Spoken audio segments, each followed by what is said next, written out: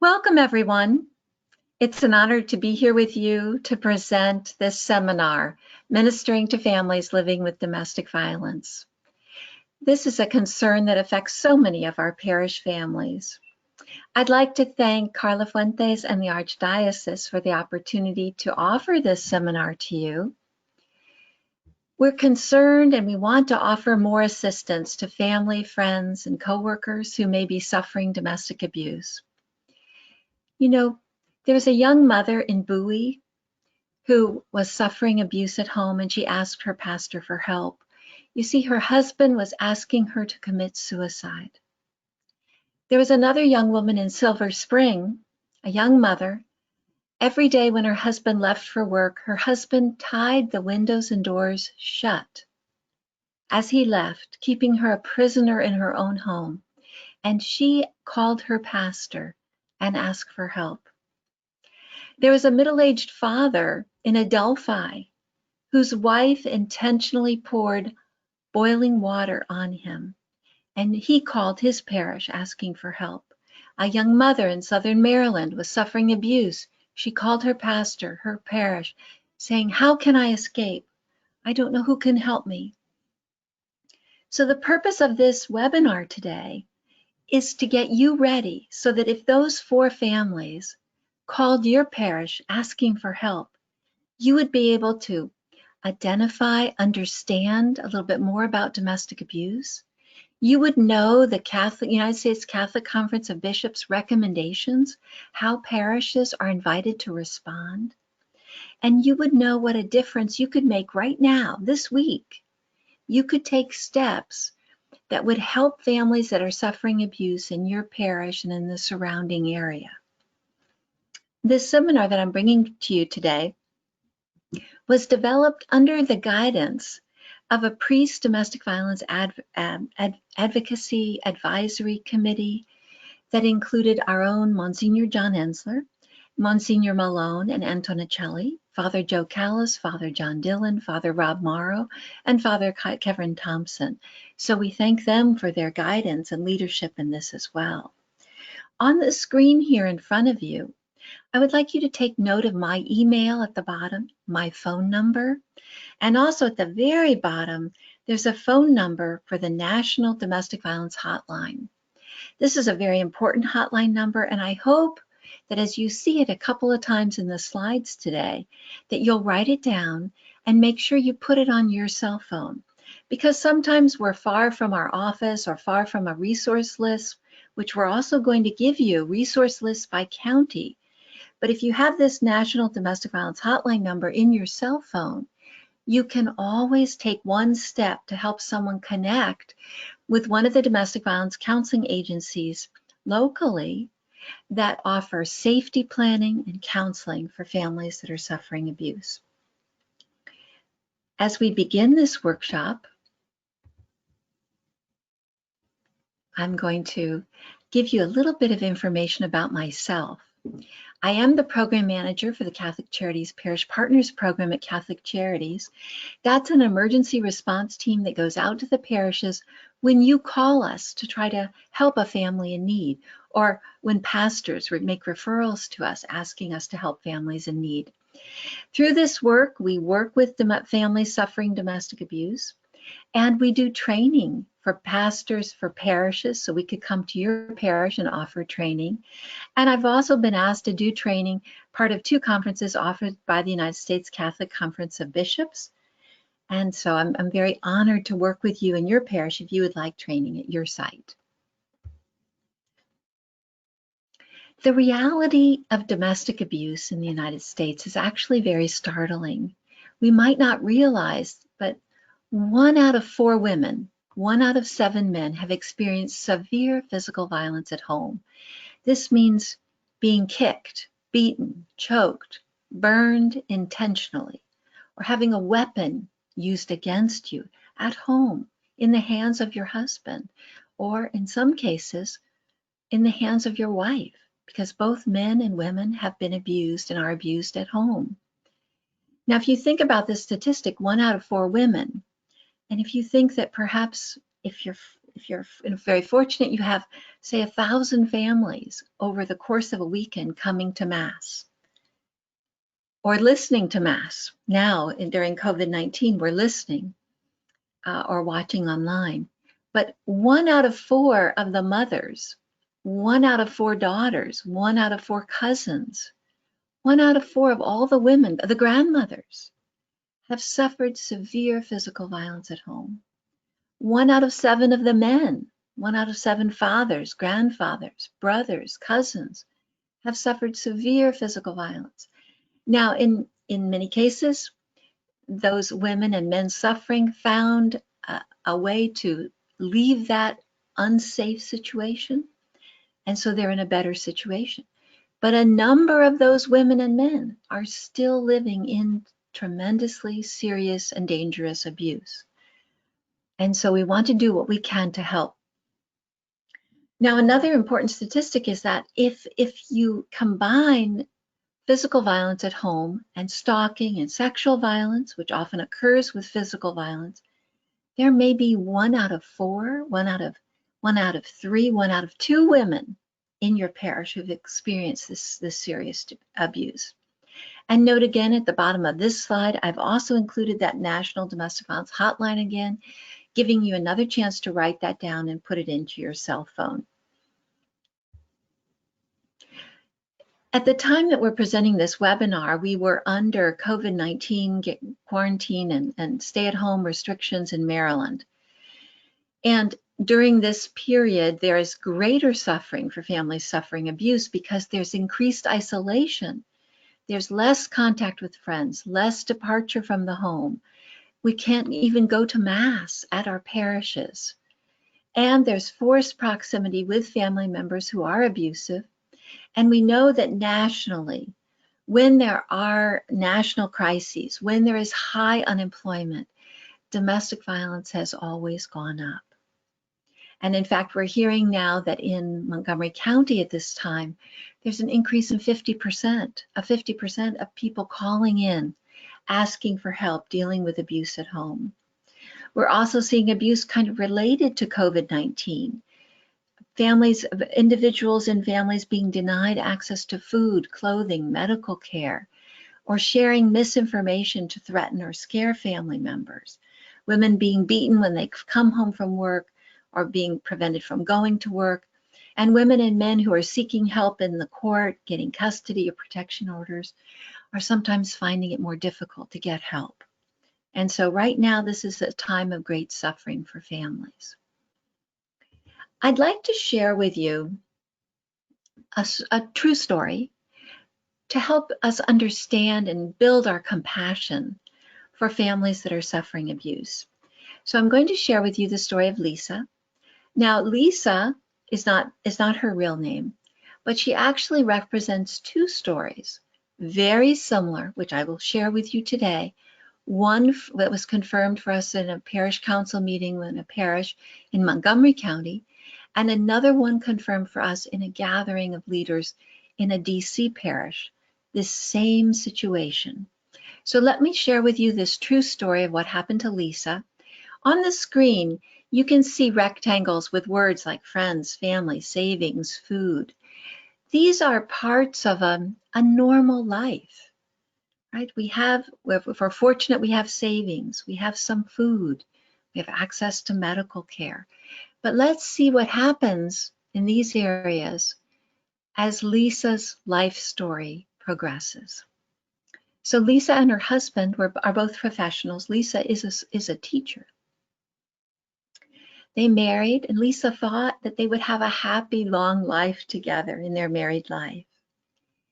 They had 2 children.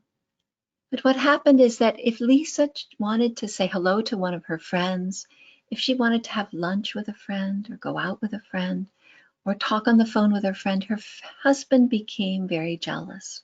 And he accused her of cheating on him. And his anger rose, and he was frustrated, and she decided out of a kindness to her husband that she would no longer talk with her friends to try to reduce the stress in the family. When Lisa and her husband married, they had a good relationship with her family. And over time, what happened is that he began to lie to her family about Lisa. He told her family that Lisa was mentally ill, depressed, abusive to the children, that he was the one holding the family together, that he was the one who cared the most. And over time, her family began to believe him. And one time when he was very angry with her and he beat her and threatened her, and she wanted to flee, and she called her parents asking for shelter, and they turned her away because he had successfully severed her good relationship with her own family. As I mentioned, when they married, they were both employed, but over time, her husband would threaten Lisa that he would beat her if she was going to go to work.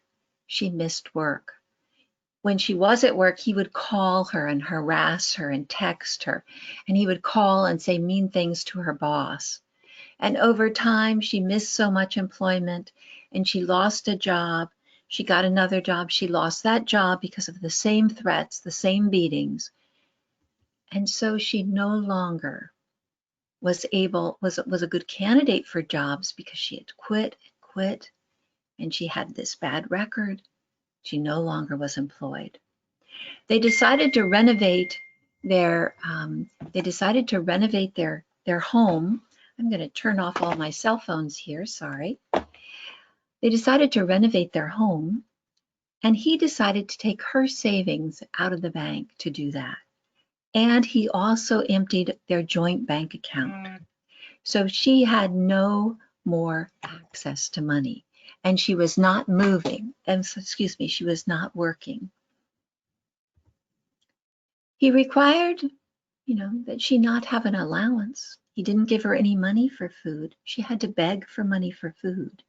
And when she would beg for food, he would say to her, "I'm going to beat you. How dare you?" And he would beat her. And he said to her, "You're fat, ugly, you should be on a severe diet." Actually, Lisa was not fat, she was not overweight, but he required that she get his permission before eating or drinking anything. So even if he was not in the house, she had to ask him if she could fix herself a cup of tea and get his approval. That's how much control he wanted over her life. And if she tried to eat or drink something and he saw evidence of that, he would beat her. So she and the children are hungry. She has a bad back and had medicine for that. He took away the medicine, told her to grow up. She doesn't have access to money, and she does not have her medicine. She forgot to renew her driver's license. And this was before COVID-19, where there's so much available you can do online. But she needed to go to the DMV to renew her driver's license, and he would not take her. And over time, then, she simply stopped driving because she no longer had a driver's license. Every day coming home from work, he would check her cell phone. He would call back people who had called her. "Why did you call my wife?" He would look at what web pages she went to. And to avoid this stress, this suffering, his anger, she just stopped making phone calls. She didn't answer the phone. She didn't make calls. She didn't use the internet. One weekend, he said he's going to the beach, wanted to take the kids to the beach, but he refused to let her go. And then he disappeared with the kids for 2 weeks. He went on a vacation, actually, to Florida without her. And when he came back, he told her, "If you ever tell anyone what's happening in our home, if you ever complain, if you ever leave, I will get custody of our children." And Lisa, at this point, being traumatized from the beatings, from the threats, from all the controlling behavior, didn't realize that she still had the right to equal custody for her children. She did not know that she still had that right. And she was afraid that he was right, that if she ever complained, if she ever left, he would get custody of the children. When he left for work, he began to put a tiny piece of paper above the door as he shut her into the house. And he said to her, If that piece of paper is gone when I get home, I'll beat you up. And sometimes a little gust of wind would take that paper. But Lisa never opened the door. She never called anyone. She never left the house. But sometimes when he came home and the paper was gone, he would beat her up terribly, and she was hospitalized. And at this moment, her freedom of movement is gone. Her mental health is damaged. She's traumatized. She's physically wounded and in the hospital. Her physical safety is gone. And what is left? Lisa still had access to her church. And in many cases, the church, parish leaders, the parish staff, the pastor, the deacons can make a huge difference. If someone reaches out to you in this situation, you can help save their lives by using that National Domestic Violence Hotline number and connecting them to local resources that can help with counseling and safety planning. Now, I want to tell you that in Lisa's case in Montgomery County, we don't know if she's okay. And sometimes that happens. People come to the church for help, and then we don't hear from them. Now, in the DC case, very similar to this, we do know that this Lisa is okay and doing well now and is in a safer place. And in another case that I assisted, I worked as a pastoral associate for many years in a Catholic church in the Columbus Diocese. We had a case very similar to Lisa. And after she was hospitalized, her church, we helped her with rent, we helped her with furniture, we helped her with food. She joined a women's group. And Lisa became a person in the church community who then helped other women who were suffering abuse. And I hope that you see that. When I'm helping families that are suffering domestic abuse, I see the suffering Christ in the eyes of the women and the men who are suffering abuse. And I see their sacrificial love, their dedication to take care of their children. And then when they get to a place where they're safer, I see them turn and help other women, other sisters, other friends who are suffering abuse. And I hope you have the opportunity to see that as well. Let's look at what Lisa experienced. This is a very dynamic description of what happens in domestic violence. The goal of the violence is power and control. Whoever is being abusive, the wife or the husband, wants everything to go his or her way and is willing to use physical force. Physical violence, sexual violence, threats of violence, coercion, I will hit you, holding up the threat of violence to control the family. And so you can see here, this is a description of what happens. There are coercion and threats, there's intimidation, smashing things, destroying her property, abusing pets even. Now, Lisa suffered intimidation and threats. She suffered emotional abuse. He put her down. He accused her of being fat and ugly and those sorts of awful things that people can say. Isolation. Lisa's husband cut her off from her family, her friends, and her work. Economic abuse. Lisa's husband cut off her savings, their joint bank account, made her beg for money, and created a situation where she was controlled by all these different facets of violence. So this is one of the worksheets that I have that I would like to send you. And the first slide and also the ending slide, I'm going to give you my email, my phone number. I invite you to call me because I have this power and control wheel for adults. And this is the power and control side. I also have what a biblical power and control, an equality wheel, a biblical wheel would look like for marriage relationships. I also have these wheels for teenagers. So what is a healthy relationship for a teenager and what is an unhealthy relationship? And if you'd like me to send you those resources, I invite you to call me or email me. Now, the United States Catholic Conference of Bishops recommends 3 steps that we take. 1, that when someone calls us, we listen and try to be sympathetic and understand what's happening. 2, that we evaluate the risk, the danger that that family is facing. So we've begun to increase our understanding of what is domestic violence, and we know this invitation that we'd want to listen carefully to friends, family, parishioners calling for help.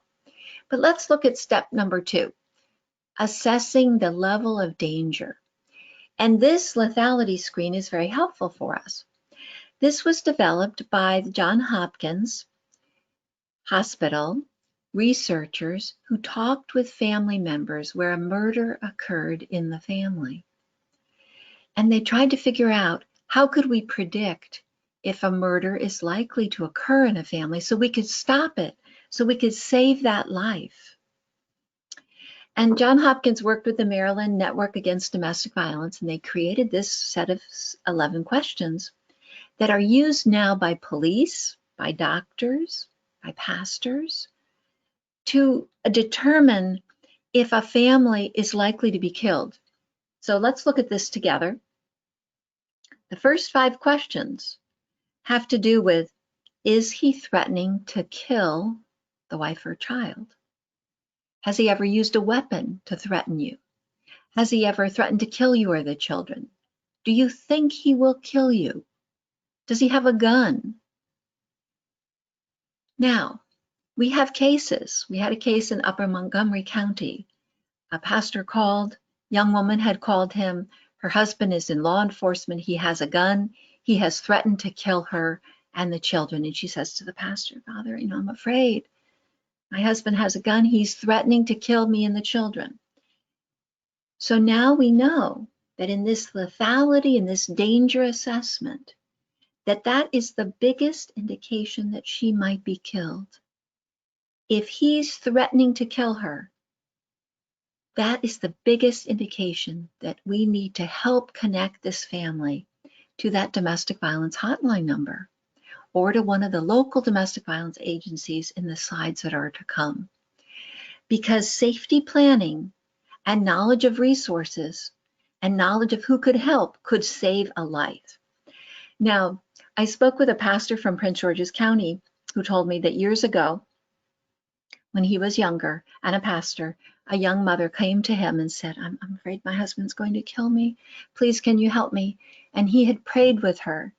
And at that time, he didn't know what else to do.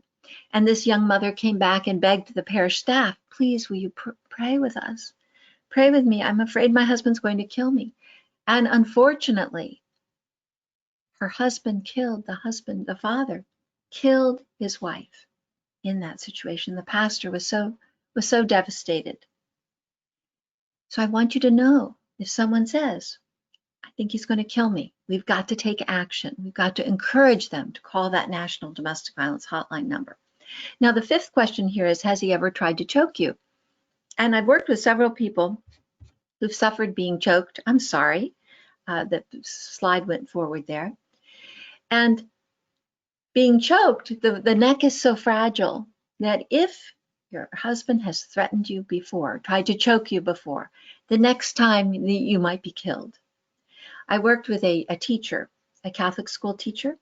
Her husband had choked her in the past. And fortunately, she decided to try to build a safer future for herself and her children. And what experts have found is that it is very difficult for men who are that violent to change their path. Now, of course, we pray for healing, we pray for change. Counseling is an essential part of change. So if you're at this stage, it's very important for you to receive counseling because you have suffered a traumatic threat to your life and to your children. But it's also very important for people who are abusive to get separate counseling in certified programs. There's special programs for people who are abusive. In each county, there are agencies that specialize in counseling people who are abusive. Because it is very important that there be steps taken to try to save the lives of people who are experiencing these kinds of threats. Now, interestingly, the next question is, Is he or she violently or constantly jealous, or does he or she control most of your daily activities? Is he spying on his wife? Is he looking at everything she's doing on her phone? Is he following her? Is he tracking her, his phone to her phone? We had a case in Beltsville of a middle-aged woman who reported that her husband followed her to work to spy on what she was doing, to make sure that she went to work. That's a dangerous sign. Is anyone in the household thinking of killing themselves? If anyone in the household, the husband or wife, is thinking or talking about suicide, there's a much higher risk that a suicide may occur or that a murder-suicide may occur. So again, we need to connect these families to counseling programs. And so you can see a couple of other questions, but I'm going to go on because for time's sake here. This dangerous violence and threats is occurring in a cycle, because you might say to me, why does someone stay in this situation? Well, there's several good reasons, and this slide and the next slide are going to respond to that question. So as we're evaluating how dangerous the situation is, and we hear, all right, there's a threat of violence, we need to build up our compassion for families living with this kind of violence, because what's happening is they're living in a cycle. There's threats, there's violence, but then after the violence, if let's say the husband is the one who's abusive, he will say to the wife, oh, please forgive me, I didn't mean to, I love you. And he'll go out and maybe he'll bring her flowers, and he'll bring in takeout food and bring her whatever special treats for her. And again, in this moment, then she's living in that honeymoon phase, the part of the relationship that she loves. And of course, many of the couples that I've worked with as a pastoral associate or at Catholic Charities have a long-term lifetime commitment to their relationship. And so it's very difficult for anyone to decide actually to leave or to separate in that very violence because she's praying for change. But unfortunately, in many cases, change is not possible for people who are using this kind of violence in homes. It is not, unless they submit themselves to counseling and recognize, take responsibility for their actions, very hard for people to change. So the cycle repeats. There's violence, there's a begging of forgiveness, but if there's no counseling, if there's no taking responsibility and changing your behavior, tension mounts, the violence occurs again, but this time it's worse. And then the next time it's worse. And so there's great danger for families. So I walked into a parish office one day, and I heard a person say, this family came in, she said she was being beaten, that her husband was going to kill her, and why doesn't she just leave? And I must say to you that as church staff, we need to develop our compassion and understanding of the danger and of the risk and the risk analysis that women and men who are suffering abuse they're going through, because their primary concern often for the women and men that I've worked with who are suffering abuse is the safety for their children and safety for themselves. But they're really thinking about, if I stay or if I leave, which way will my children be safer? And I want to say to you, as parish staff, you must set aside your preconceptions about what a family should do. So I encounter parish leaders who say, she has to stay, pray, and obey. All right. You have to set that aside. You need to wipe that thought and listen to her. Now, I also meet parish staff who say, well, she has to leave. She has to leave. She's being beaten up. She's got to leave. You have to set that aside, because if you really want to help someone who's suffering, you've got to ask her, what step would you like to take to feel safer? How can I help? And you know what happens when you ask that question? Women and men talk with us at Catholic Charities about these issues. Safety for children. All right, here's an example. We had a case, a parish staff person, her husband beat her, broke her arm, threw her and her children out in the cold, out in the street. Now, is she safer if she stays, goes back in that house, or stays with her mother for the night and then goes back, or is she safer if she leaves? There's several factors here. He may be threatening her, that even though he's broken her arm and thrown her out in the street, that if she leaves, he's going to kill her or kill the children. We've also heard threats. I've worked with families who are dealing with a grave concern that if she reports, if she goes for help, he has threatened to kill her parents, the extended family. And if you think back, there was a terrible shooting in a Baptist, I think a Baptist church in Texas. A man went in and he shot up everyone who was attending church.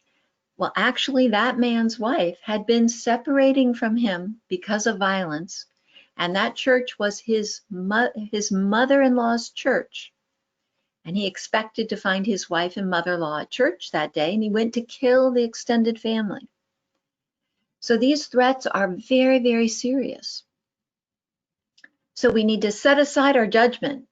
She should stay, she should leave, and simply say, and this is what actually the United States Catholic Conference of Bishops is recommending, is that we ask how we can help, we listen, we assess the danger, and that's what this is part of. We assess the danger, and we connect families with agencies and resources that can provide greater safety, help families get to safety. So let's look at a couple more of these. What is the risk? There's a risk that if she leaves, if she stays, the children may be killed.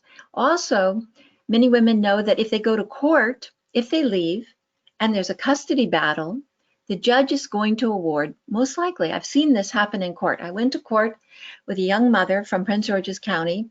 Her husband had beaten her unconscious. The baby, the little toddler was there, and nevertheless, he beat the mother unconscious to the floor.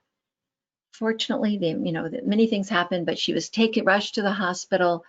And when she got out and we went to court, because she came to her parish asking for help, and they had done workshops with leaders and their staff and their pastor and their priest, and we helped that young woman. And I and some of the volunteers went to court with her, and the judge awarded unsupervised visits for the father who had beaten her to a pulp for their little girl. And some women realize that could happen. They've heard of that.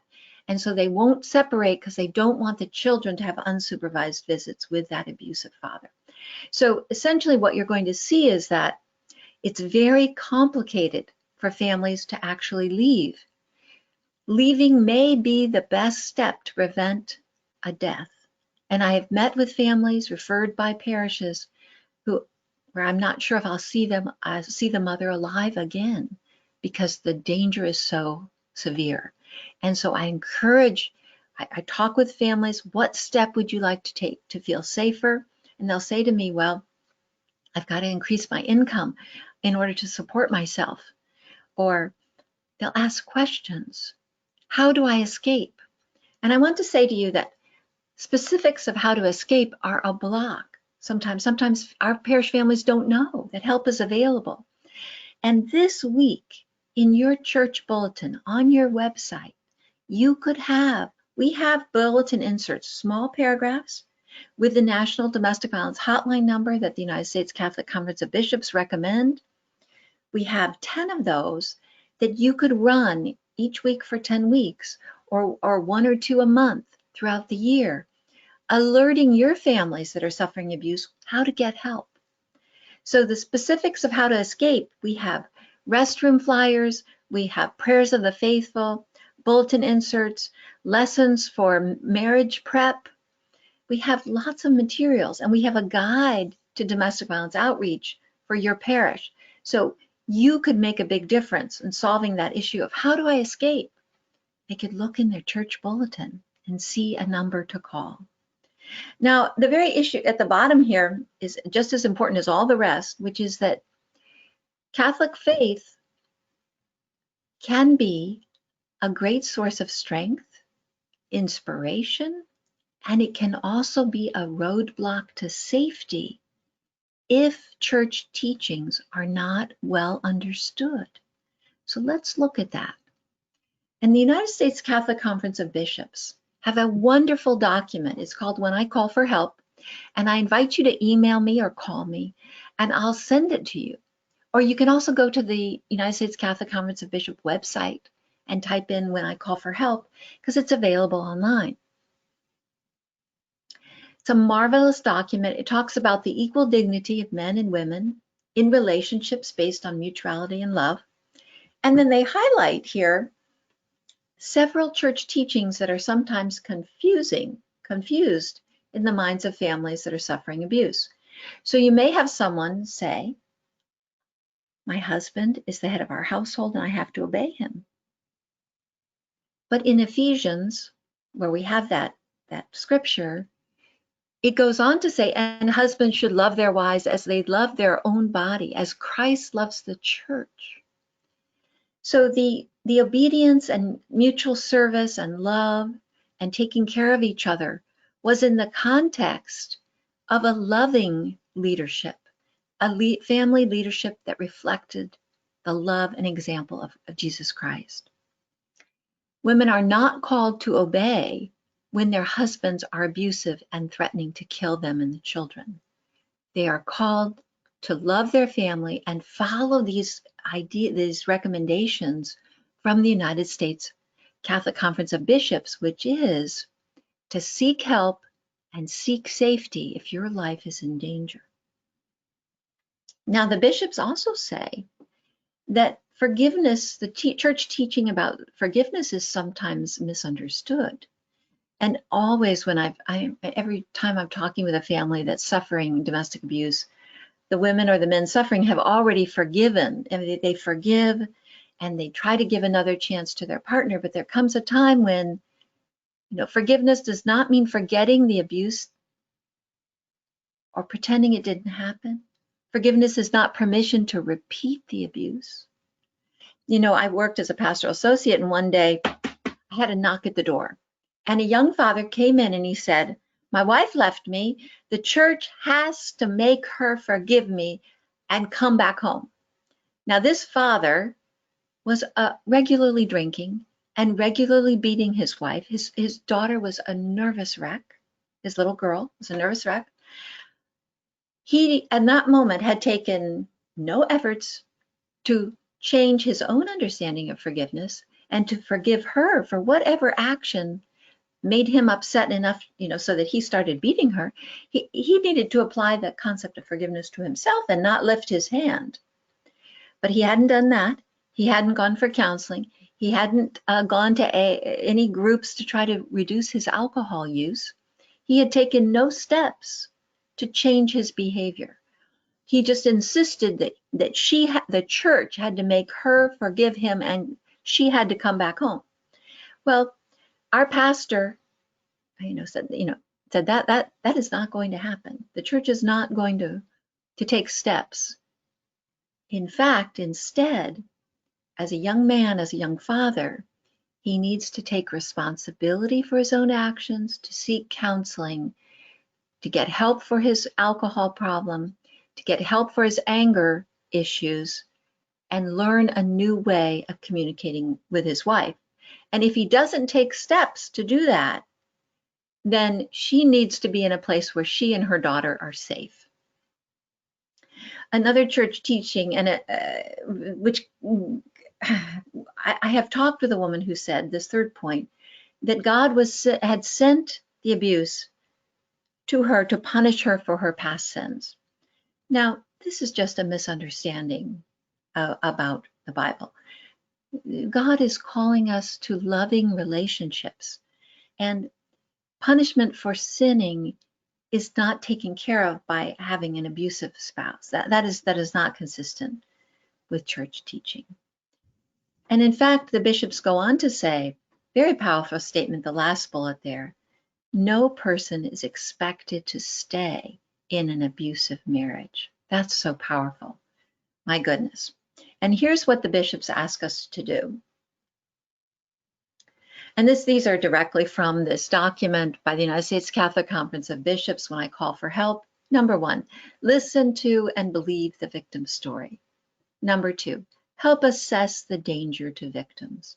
Number 3, refer to counseling and other specialized services. And wherever you are, whatever county, whatever state throughout the country, this number is a number where people will be referred to local programs, and they can do safety planning, whether they're planning to stay or leave or trying to figure out what to do. This National Domestic Violence Hotline can help. And then the bishops note that couple counseling is not appropriate when there's domestic abuse occurring, that the couple needs to separate for counseling, and she needs to go to counseling services provided for those who are suffering abuse, and he or she, if she's the abusive one, needs to go to counseling services certified as abuser counseling programs. And let's go on to look at the bishop's next recommendation. There is so much that we can do in parishes that can help families who are suffering abuse. And I challenge you, I invite you to look at this list and call me. I would like to talk with you. I would like to send you the information that we have. We have information ready so that your parish could be one of the parishes that's taking action to do outreach and educate your community about domestic abuse, about resources that are available. So let's look at some of these. For instance, in the left column and the first check mark, include information about domestic violence and local resources in your parish bulletins and newsletters and websites. And if you send me an email, we can send you those in Word or PDF so that you can pop those up on your website or into your church bulletins. Place brochures about domestic violence in women's restrooms. Now, right now in the Archdiocese, there are about 60 parishes that have been using those flyers, tear-off flyers that we've created, and we can send you from Catholic Charities showing local resources, and women can tear off a little slip of paper. Now, right now, we're not able to be in our parish sanctuaries for Mass, but when we go back, and if you'd like to have those restroom flyers, I'd be glad to send them to you. Now, I want to point out to you that Our Lady of Mercy in the Potomac has developed a domestic violence ministry, and they're doing most of the things here in this list. So another option for you is to give a call over to Our Lady of Mercy and ask to talk to Jay, their social concerns coordinator, and learn about some of the neat programs that they're doing. We did a staff training, and I and my staff, we do training for staff. And right now during COVID-19, we do online training for staff or for parishioners. I'm doing a couple of workshops in the coming week for parishioners on domestic violence. We also provide training for parish pastors as well. Now take a look in the left column at the last check mark. It says take a collection for your local domestic violence program. Now at Our Lady of Mercy, once a year they have a concert, and they donate the funds to a wonderful organization called the Jewish Coalition Against Domestic Abuse. And I'm going to recommend that agency to all of you. They serve people in Montgomery County, Prince George County, and DC, and they do telehealth visits during COVID-19. They have a hotline number. They offer safety planning and counseling free of charge in Spanish and in English. So you'll see that number in our resource sheets that are coming up. But I'm so pleased with Our Lady of Mercy and the fact that they have a collection that they take. And there are other parishes as well. They'll take some collections of gift cards or supplies that are needed by their local domestic violence program. This action then alerts your parishioners that this program is there, and you take a collection and give a donation, and that helps as well. But there's an outreach component that's wonderful as well. Now, if you look at the right side column, the check mark at the bottom, you'll see that the Catholics for Family Peace have developed a marriage prep session on domestic violence. So if your deacons or your pastor is working with couples who are getting married, we have some resources that they could use. And again, just send me an email or give me a call and we'll send that to you. So I hope you'll come back to this slide and think about it And know that all the steps that we recommended, we have resources available for you. They're available on our website at www.catholicharitiesdc.org/familypeace. But feel free, if it's at all difficult for you to download information, just send me an email. Use my cell phone. I'll be glad to talk with you. We have a domestic violence outreach packet for parishes. It's called Listen with Love, and it has all this information available. And it's available online, or I can send you it by email. We have restrooms flyers in English and in Spanish available for each county. We have bulletin inserts in Spanish and in English. You'll see here also that there are resource sheets. I'm going to show you some of the information that we have. We also have first response call sheets by county. So as parish staff, this is something you could pin on your bulletin board, and it's got suggestions of questions and resources, how you can refer people and what you can say if you have a call come in with a family suffering domestic abuse. So I look forward to getting your call or email and sending you these materials. And if you're outside of the Archdiocese of Washington, D.C., please, I invite you to also call us. Be glad to share this with anyone in the country. What you'll see here is that I have resource sheets for each county. I'm not going to read through each county, but I want you to see that they're here because you can come back in the video to the county that you're in and take down information about resources that are available for you. So I'm going to get up here to the Montgomery County one, and here I want to talk with you about JCADA. The Jewish Coalition Against Domestic Abuse serves Montgomery County, Prince George County, and DC, as I mentioned before. They are a wonderful program. We at Catholic Charities send our domestic violence clients to them for telephone and telehealth counseling, so they can do this from their own home. And they provide crisis service, safety planning. So when we're working with families, many times someone can reach out, at least when I was a pastoral associate, I get a call, someone tells me they're suffering abuse, but they're not quite ready to go to the police. They're not ready for a protection order, but they need help. And so this is a perfect number. This is a ministry. And JCADA they actually do workshops with us. They've invited us to do a workshop with them. And they do excellent work with families that are suffering. So I hope you will, take this number down for JCADA if you're in one of those 3 jurisdictions. And I wanted to also bring you to Southern Maryland. Southern Maryland has a Center for Family Advocacy that works in Calvert, Charles, and St. Mary's. And so I just wanted to highlight this agency too, since they're covered all of Southern Maryland, that they're providing excellent support and shelter and crisis counseling and safety planning for families.